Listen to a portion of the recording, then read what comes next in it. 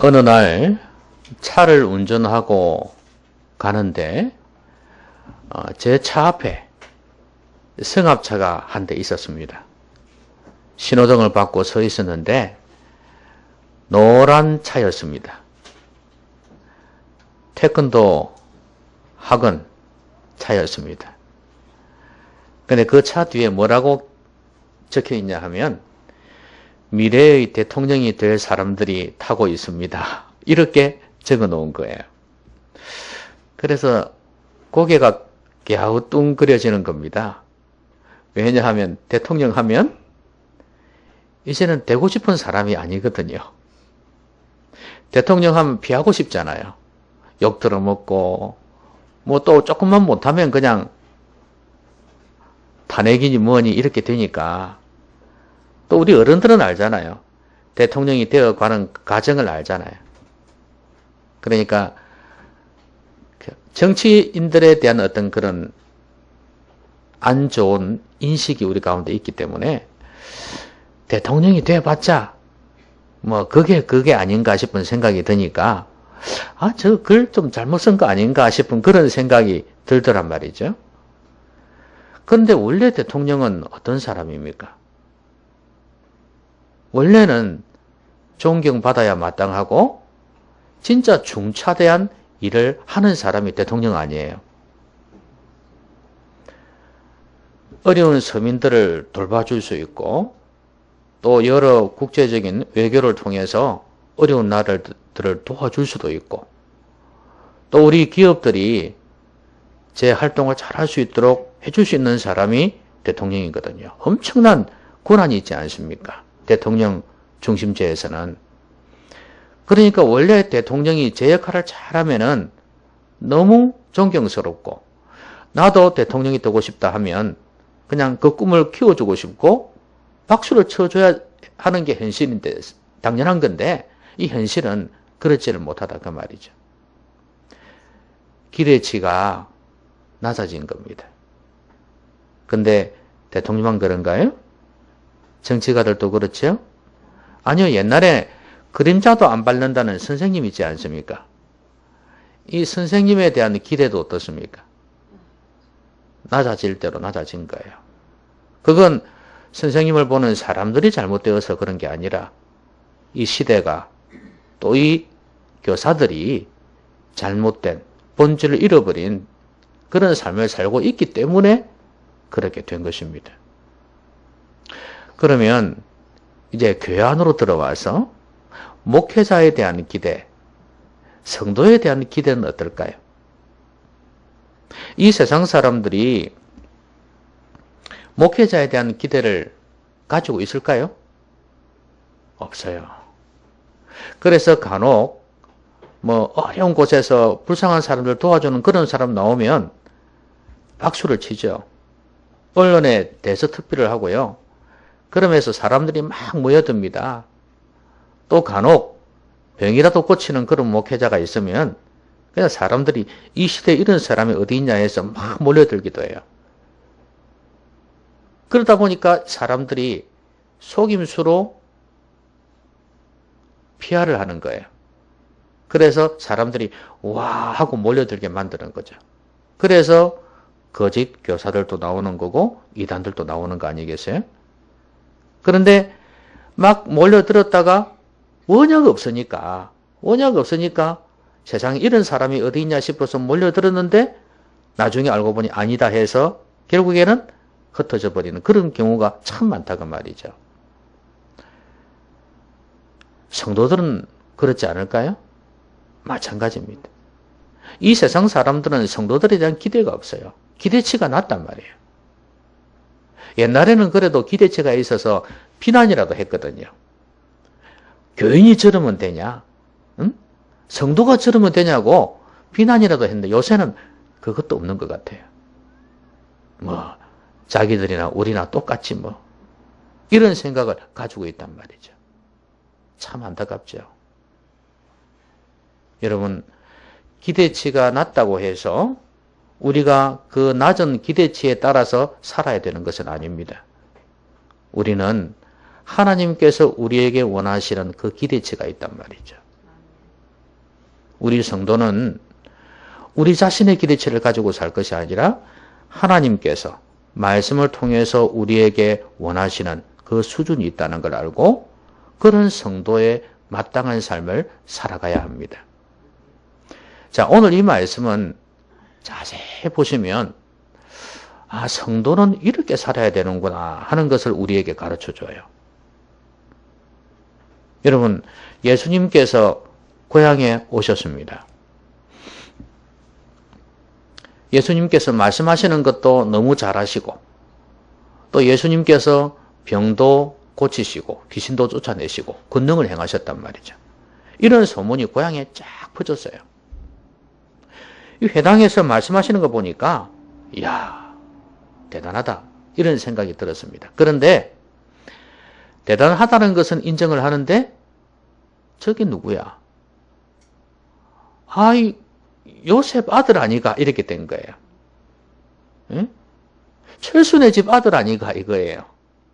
우리가 잘 알고 있는 그리고 목수 아들 아니가 많이 배운 사람도 아니고 가난한 목수의 아들인데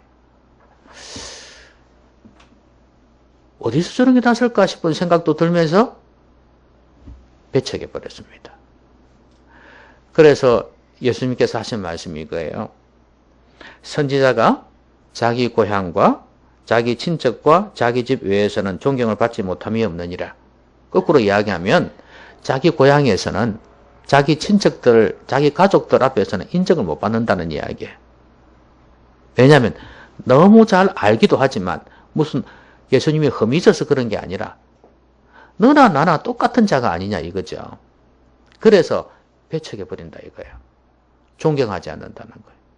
실제 그런 게 많죠. 귀한 줄 모르죠. 그러면서 거기서는 아무 권능도 행하실 수 없어 다만 소수의 병자에게 안수하여 고치실 뿐이었고 그 이유가 6절에 나와 있습니다. 그들이 믿지 않음을 이상히 여기셨더라 이거예요.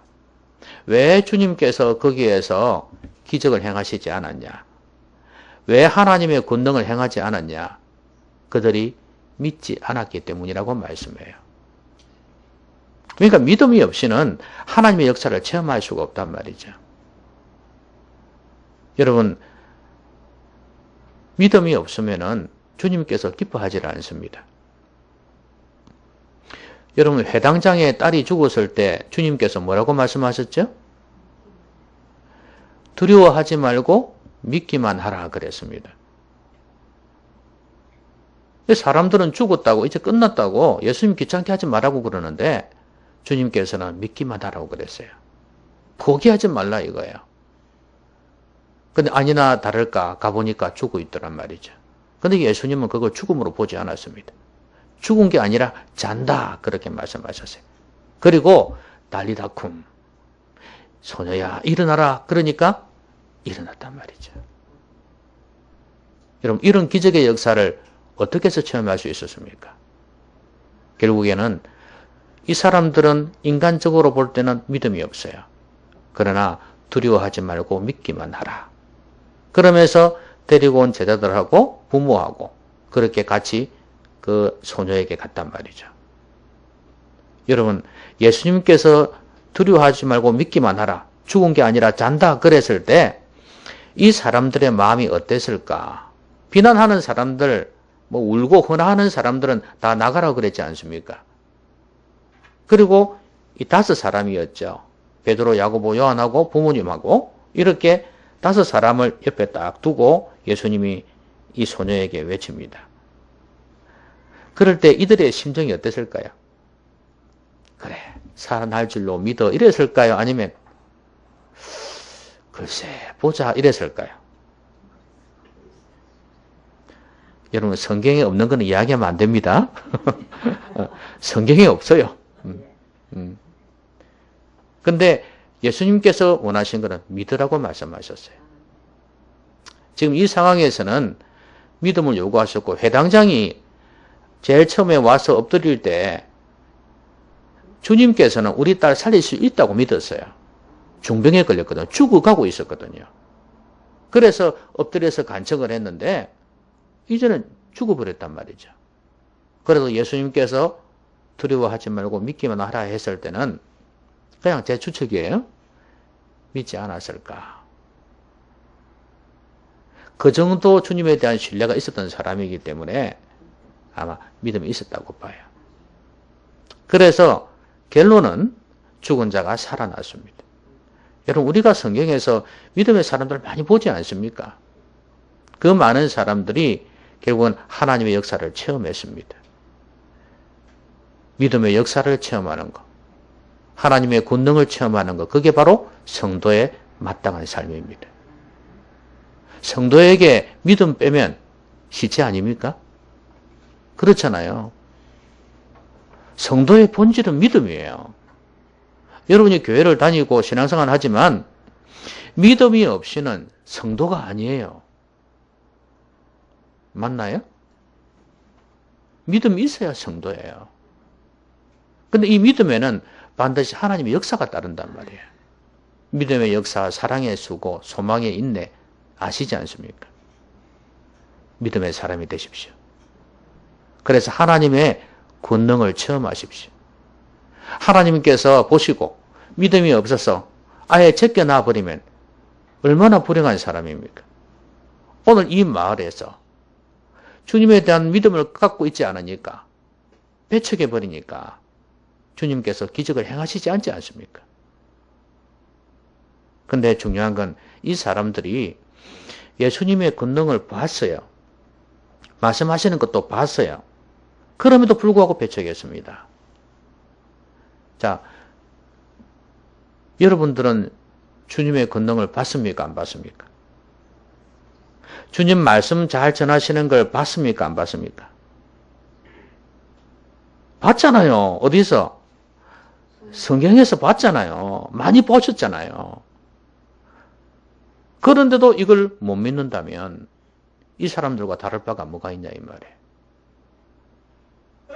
이렇게 분명하게 기록을 해놓고 있는데도 불구하고 뭐 어떤 사람은 성경에 대해서 부정적인 생각 가지고 있는 사람이 있지만 이 성경이 얼마나 권위가 있는가는 역사적으로 다 증명이 되어졌지 않습니까? 적어도 우리가 믿고 있는 하나님은 전능하신 하나님이시잖아요. 그러면 이런 기적점이야 능히 행하실 수 있는 분 아닙니까? 알고 있는 우리입니다.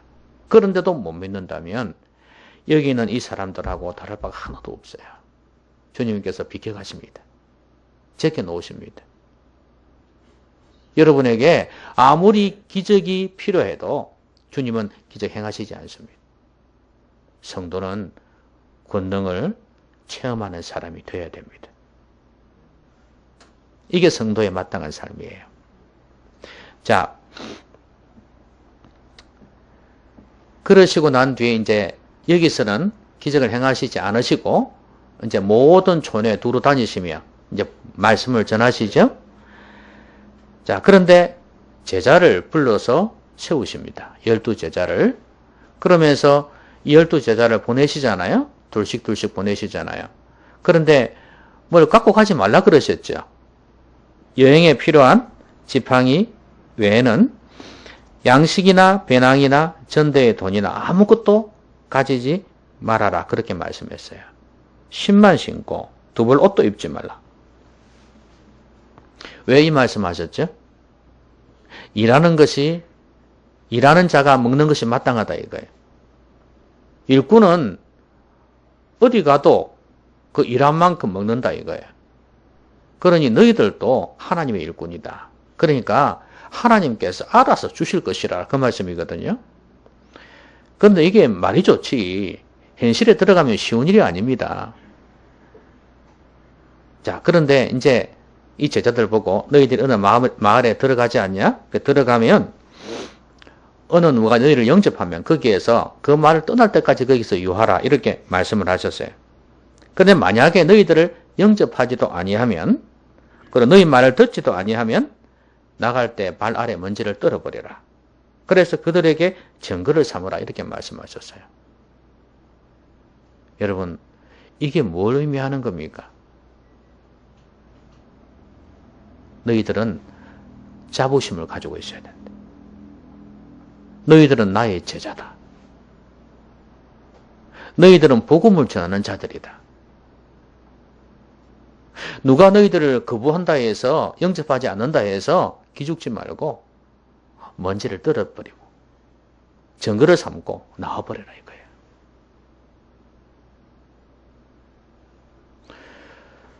성도는 뭐가 없으면 기가 죽어요. 이건 성도이기 이전에 사람은 다 그렇죠. 지금 이 사람들은 아무것도 가지고 있지 않습니다. 뭐라도 있으면 그래 너희 집에서 안 자면 내가 잘 데가 없는 줄 아냐? 나 돈 있어. 그러니까 저쪽 마을에 가서 여관에 가서 자면 되지. 이렇게 말할 수 있지 않습니까? 그런데 지금 아무것도 갖고 가지 말라 그랬어요. 뭐 의도적으로 가지고 가지 않든 없어서 안 가지든 간에 사람이 아무것도 없으면 주눅이 들어요. 자꾸 의지하고 싶은 마음이 들어요. 옛날에 그 거지 전도여행 있지 않습니까? 거지 전도여행. 그러니까 돈 안 가지고 가는 거 있잖아요. 그 전도여행하는 그걸 갔었을 때 어느 마을에 이제 다 같이 그룹으로 하니까 팀에서 모여갖고 오늘 어디로 가야 될지 이제 기도를 하지 않습니까? 하나님 사람을 보내셔갖고 어쨌든 오늘 밤에 자야 되니까 아이들도 있고 이러니까 자야 되니까 좀 사람 보내달라고 어디로 가야 될지 가르쳐 달라고 이렇게 기도하지 않습니까? 그런데 자꾸 기도하다 보면 사람이 어떤 마음이 드냐면 걱정이 되잖아요. 그러면 어떤 생각이 드냐면 이 지역에 교회가 부탁을 해볼까? 그런 생각이 들어요. 그래서 우리 전도하러 왔는데 목사님께 가가지고 부탁을 해볼까? 이런 생각이 든단 말이죠.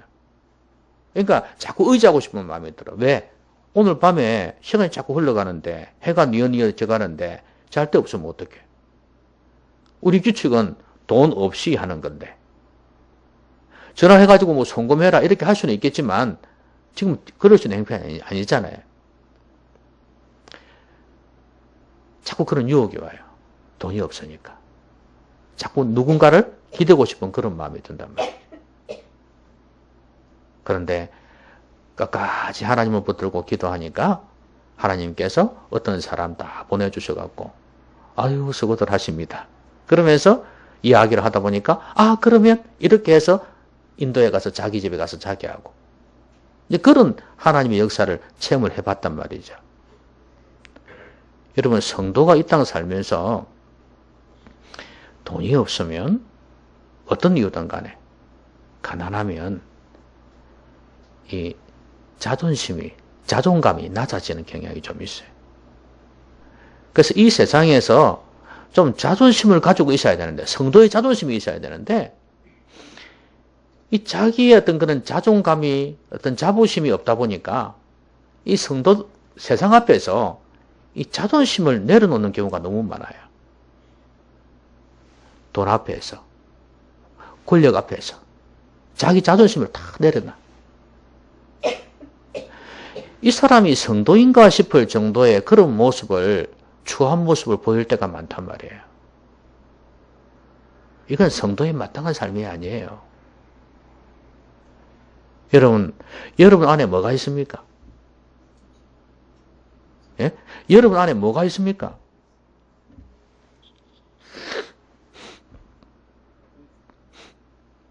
보배. 여러분 안에는 다이아몬드가 있습니다. 수십억짜리보다 더 좋은 다이아몬드가 있습니다. 보석이 있어요. 없다고요? 있어요. 안 믿으면 없겠지. 여러분 안에는 예수님이 있다면 예수님은 그 어떤 다이아몬드보다도 귀한 보배입니다. 그 보배가 여러분에게 있습니다. 여러분 실제로 여러분 집에 막 높이 올라갈 필요도 없어요. 10억짜리 다이아몬드가 있다고 생각해 보세요. 10억 너무 작습니까? 든든하겠죠? 그냥 육체적으로 말해. 든든할 거예요. 그 이상이면 말할 것도 없죠. 근데 그 어떤 보배보다도 귀하신 예수님이 여러분 가운데 있다면, 하나님께서 여러분 안에 있다면 여러분 얼마나 든든하겠어요. 근데 없으니까 든든하지 않은 거예요. 없으니까 든든하지 않은 거란 말이에요. 이 세상 앞에서 굴욕적인 이유가 뭐냐 하면 그 안에 보배가 없으니까 그래요. 보배가 있으면 든든합니다. 아무리 권력자라 할지라도, 아무리 부자라 할지라도, 웃기고 있네. 나는 너보다 더 부자야. 그런 생각이 있으니까 기죽지 않아요. 이게 성도의 마땅한 삶이에요. 왜 성도들이 이 세상에서 돈 많은 사람 앞에서 기죽고 비굴해지냐 그 말입니다. 왜 권력자 앞에서, 정치하는 사람들 앞에서 비굴해지냐 그 말이에요. 다시 한번 생각해 보십시오. 내 안에는 하나님께서 계십니다. 예수님이, 성령님이 계신단 말이에요. 얼마나 여러분의 힘이 되는지. 그러면 여러분 안에 계신 우리 주님께서 어떤 분이신지를 알기만 한다면 큰 힘이 생길 겁니다. 전능하신 분이에요. 아까도 말씀드렸듯이 믿는 자에게 권능을 행하시는 분이에요. 주눅 들지 마십시오. 세상 앞에서 비굴해지지 마십시오. 돈 앞에서, 권력 앞에서 비굴해지지 말라고요. 성도의 자존심을 지키며 사십시오. 오늘날 성도들은 이걸 잃어버렸어요. 오늘날 교회도 이걸 잃어버렸어요. 이 자부심 꼭 가지시기 바랍니다. 근데 이 사람들이, 제자들이 나가서 12절에 보면 회개하라 전파하고 많은 귀신을 쫓아내며 많은 병자에게 기름을 발라 고치더라 그랬습니다. 여러분, 세례 요한이 제일 처음에 와서 백성들에게 외친 메시지가 뭡니까? 회개하라, 천국이 가까웠느니라. 예수님께서도 오셔갖고 처음 외치신 복음이 회개하라, 천국이 가까웠느니라 이겁니다. 그럼 제자들도 지금 가서 회개하라 그랬습니다. 근데 회개하라 전파하시면서 어떻게 하셨습니까? 13절에 보니까 많은 귀신을 쫓아내며 많은 병자에게 기름을 발라 고치더라. 우리가 흔히 아는 기적입니다. 귀신 쫓아내고 병 고치는 이사야. 자, 이걸 하면서 뭘 했다고요? 회개하라 전파하면서 이걸 했다고요. 그러면 이 기적을 행한 목적이 뭘까요? 병도 고치고 귀신도 쫓아낸 목적이 뭘까요? 예? 그 목적이 뭘까요? 회개예요, 회개. 귀신 들린 사람이야 정신이 없었지만 그 귀신 들린 사람에게 귀신이 나가고 나니까, 그라사인 있지 않습니까? 군대 귀신이 나가고 나니까 어떻게 되나요? 정신이 온전하여서 나중에는 하나님께서 자기에게 행하신 일을 간증하는 사람이 되었잖아요. 그 큰 일을 다른 사람들에게 전하는 자가 되었어요.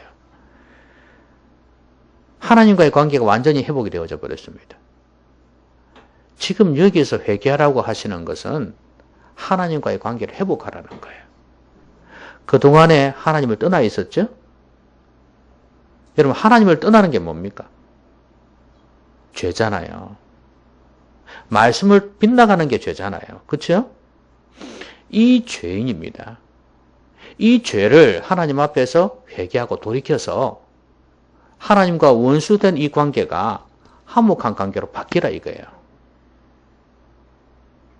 이걸 위해서 기적을 행하신 겁니다. 하나님과의 관계 회복. 이게 성도가 가져야 될 마땅한 삶이에요. 많은 사람들은 어려운 문제가 있을 때 또 어떤 소원을 가지고 기도를 합니다. 하나님께서 내 문제를 해결해 주기를 바라시고 막 복을 주시기를 원해요. 막 복을 쌓아 주시기를 원합니다. 그런데 왜 그렇게 하시는지를 알아야 돼요. 그리고 그 기도를 하는 내 자신도 한번 생각해 봐야 돼. 내가 지금 왜 이런 기도를 하는가 하는 거예요. 나 혼자 잘 먹고 잘 살기 위해서? 그렇다면 안 믿는 사람하고 다를 바 하나도 없잖아요. 왜 내가 그 기도를 하냐 이거예요. 그리고 하나님께서 응답해 주실 때는 왜 응답해 주시냐는 거예요. 회개입니다. 하나님과의 관계 회복. 이걸 위해서 하나님께서 일하시는 거예요. 그런데 하나님께서 도와주신데도 불구하고 전혀 하나님과의 관계가 형성이 되질 않아요. 회개하고 돌이키는 거 전혀 없어요. 늘 말씀드렸지만 하나님과 화목된 관계를 가지지 아니하고 잘 되는 것은 저주다. 왜? 계속해서 하나님을 떠나서 그쪽으로 갈 거니까. 하나님을 떠나 있는 사람이 잘못되어져야지 그게 복이에요. 왜냐하면 돌아올 거니까. 그렇지 않나요? 여러분, 성도에 마땅한 삶 세 번째는요, 하나님과의 관계를 회복하는 거예요. 회개를 통해서. 물론 안 믿는 사람이 회개하고 돌이켜서 주님을 믿게 되어지는 이것도 근원적이고 근본적인 하나님과의 관계 회복입니다. 그렇죠? 이때까지 평생 동안 하나님 없이 살아왔으니까. 예수 믿을 때 이런 회개가 뒷받침되지 아니하면 진정한 믿음이 안 생깁니다. 예수 믿는다는 게 뭐예요? 아, 내가 죄인이구나 하는 걸 인정해야 되는 거 아닙니까? 자신의 죄에 대한 고백 없이, 자백 없이, 뉘우침 없이 어떻게 주님을 믿을 수가 있냐 이 말입니다. 아, 머리로 인정하는 거요? 아, 다른 사람이 교회 다니니까 나도 따라 나온 거요? 부모님이 교회 다니니까 나도 자식이니까 당연히 와야 되는 거요? 이것 가지고는 믿음 안 생기죠. 그거는 믿음이 아니에요. 종교생활에 익숙해지는 것 뿐이지. 지적인 동의일 뿐이에요. 참된 믿음은 자신이 죄인됨을 인정하고 깨닫고 인정하고 하나님 앞에 자백하면서 내 죄 때문에 예수님께서 십자가에서 죽으셨다는 것을 믿는 겁니다. 이게 안 되는데 어떻게 하나님과의 관계가 회복이 되나요? 내가 인정하든 인정하지 않든 예수님은 죄인을 위해 죽으셨어요. 그러니까 인정하지 않는 내 생각을 내려놓고 그걸 믿으셔야 돼요. 내가 죄인됨을 알아야 돼요. 알지 않습니까, 여러분? 여러분, 내 자신은 어렵다고 생각하는 사람 누가 있어요, 여기에? 아무도 없잖아요. 그러면 이 죄인을 위해서 예수님이 죽으셨다는 거예요. 여러분, 이 세상에 우리의 죄 문제를 해결해 줄 자가 누가 있어요? 예? 예수님 외에 누가 있냐고요? 어느 종교에도 우리의 죄 문제를 해결해서 천국으로 인도할 자가 없습니다. 누가 있어요? 스카모니가요? 마호메트가요? 못 해냅니다, 여러분. 세상에 이런 이데올로기는 없어요. 내 죄 문제를 해결해 주실 분은 예수님이다. 예수님이 십자가에서 어린 양 제물이 되셔서 피를 흘려 주셨어요. 우리의 죄를 대속해 주시기 위해서. 다 이루셨습니다, 거기에서. 그 예수님을 진정으로 믿을 때, 그때 하나님과의 관계가 회복이 되는 거예요. 교회를 수년, 수십 년 다녀도 이 관계가 회복이 안 된 사람들이 많아요. 여러분, 성도의 마땅한 삶은요, 예수님을 진정으로 믿고 거듭남으로 인해서 관계가 회복되는 사람이에요. 그리고 예수님을 믿었다 할지라도 살다 보면은 자범죄를 지을 수 있잖아요. 크고 작은 죄를 지을 수 있는데 그때 어떻게 해야 돼요? 회개하는 거예요. 이거는 이제 보통 자백이라고 표현을 하는데 뭐 회개라고 생각해도 괜찮아요. 그때 죄를 자백하면서 하나님 이런 죄를 지었습니다. 십자가의 보혈로 용서해 주십시오. 그럴 때 관계가 회복이 되는 거예요. 여러분, 성령을 소멸하지 말라 그랬지 않습니까? 성령을 소멸해버리면, 불을 꺼버리면 하나님과 관계가 깨어져 버려요. 이거는 뭐 때문에 그러냐면 죄 때문에 그런 거예요. 그래서 우리가 예수 믿는 사람이라 할지라도 죄를 자백하면서 돌아서야지 하나님과 관계 회복이 되어져요. 우리는 이런 은혜로 사는 사람입니다. 이 죄 문제를 계속해서 해결해 나가는 이런 습관, 죄 용서함을 받는 이 습관들을 계속해서 가지는 가운데 천국까지 가는 거 아니겠어요? 그래서 우리의 영혼이 성화가 되어지고 나중에 천국에 이르게 될 것입니다. 말씀을 맺겠습니다. 성도의 기대치 너무 없어요. 아니, 우리 자신들도 우리가 성도이면서도 성도에 대한 기대치가 없어요. 성도는 이래야 된다? 이런 게 있어야 되는데 이걸 안 가지고 있어요. 안 가르쳐줘서 그렇다고요? 오늘 가르쳐줬으니까 꼭 마음에 새겼으면 좋겠어요. 여러분, 성도답게 사시기 바랍니다. 그러면 성도는 어떻게 해야 되는데요? 하나님의 역사를 체험하는 사람이에요. 뭘 통해서? 믿음을 통해서. 믿음이 없으니까 하나님의 권능이 안 나타나잖아요. 하나님의 응답이 없잖아요. 하나님의 응답과 권능을 체험하는 사람이 성도예요. 그리고 자부심을 가진 사람이에요.